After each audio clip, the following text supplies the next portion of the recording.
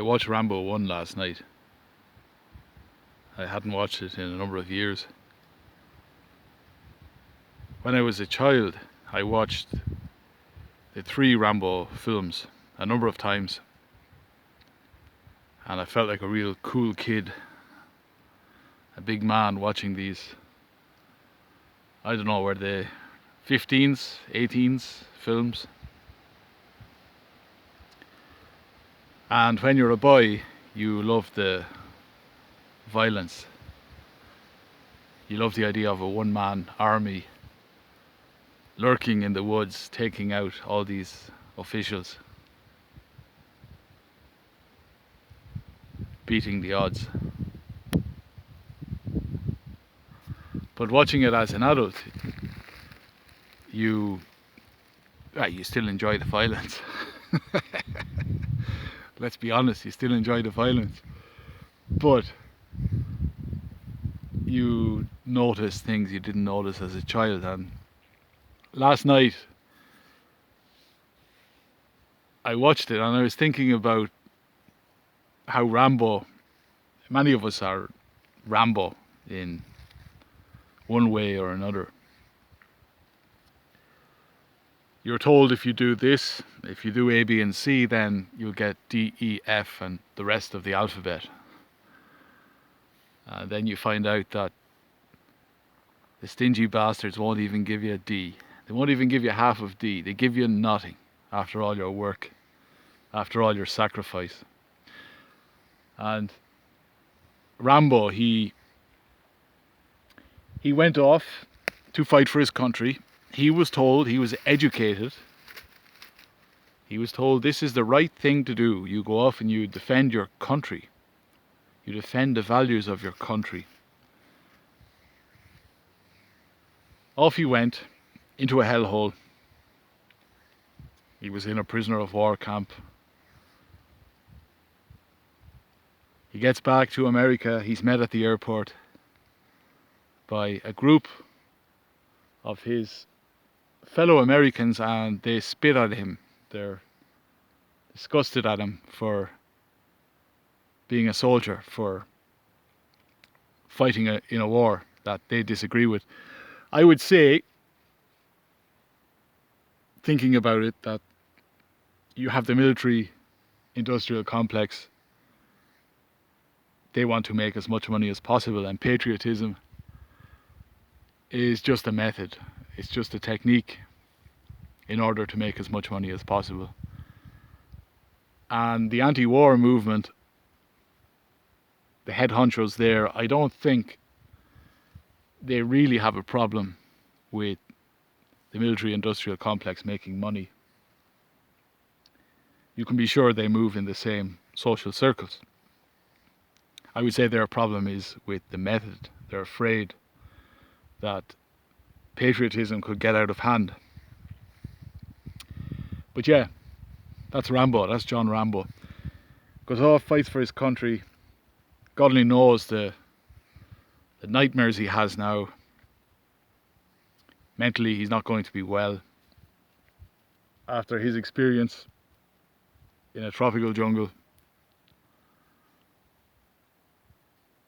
all the trauma around losing his friends being there 1 second, and then the next minute you just see a pair of army boots on the ground smoking. So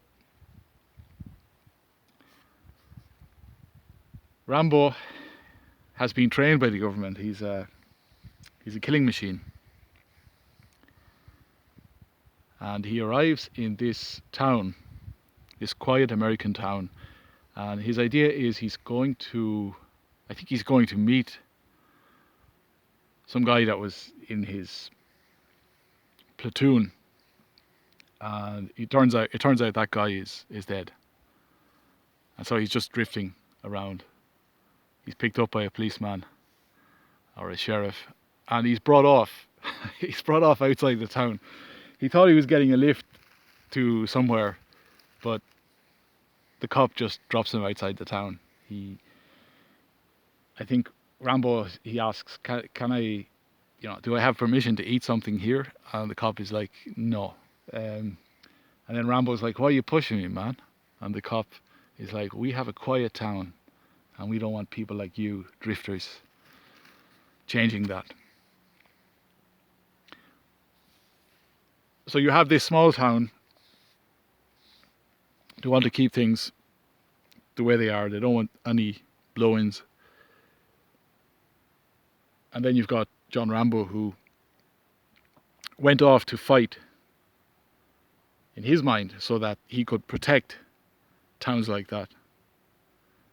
Small, insular towns with traditional values. Yeah, he's arrested eventually, and for a small town, it's some size of a police station. They must have about 200 cops. It's like a factory of cops. And yeah, they're very rough with him. They treat him like an animal. He eventually escapes, and they go after him. And one by one, he kills a few anyway, and he injures many more.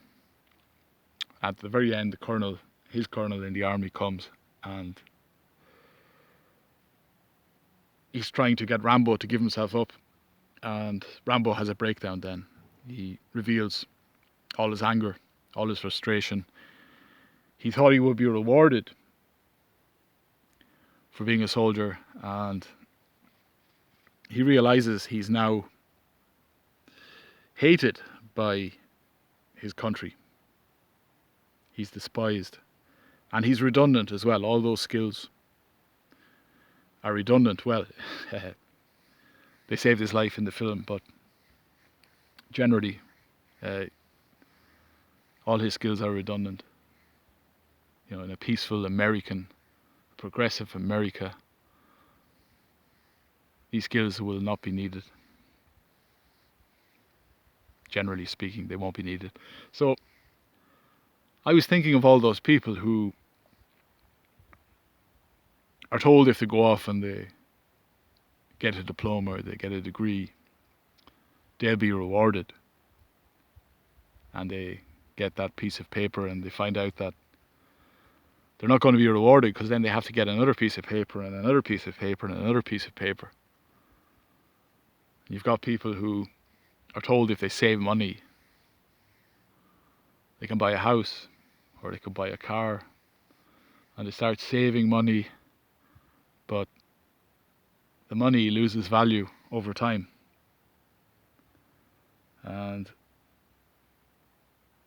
yeah, this is the thing with inflation. It just sounds like daylight robbery to me, that your money loses so much value over a short period of time. That sounds like someone entering your house and stealing a portion of your money. But you're told all this and you realize, it's not so. And you've got the religious thing as well. And I'm not going to get too much into this, but you're told a lot of stuff. You're indoctrinated in one of the Semitic religions. You're told so much, and you realize it's a load of BS. And just before I started recording this video, I was thinking of back in national school. I remember the parable was read about the prodigal son. And it never sat right with me that you could have one son who was a complete degenerate, didn't save for a rainy day, didn't give a damn, feckless, lazy. And then you had the other son who was dutiful, hardworking, thought about the future. And at the very end, the degenerate gets rewarded with all the good food and the party and all the rest, and the good son is given some. This is going to rile up a lot of Christians, but I don't care. The good son is just given some lip service. Oh yeah. Don't worry, your brother. Yeah. We're having this party for your brother, but you're going to get the real reward. So. Yeah, I think there are a lot of John Rambos out there. And a while back, I did a movie review with Irish Fenian. We did Falling Down. I think that was another good example of someone who does everything by the book, thinking that he'll be rewarded, and very quickly he's made redundant and the system turns on him.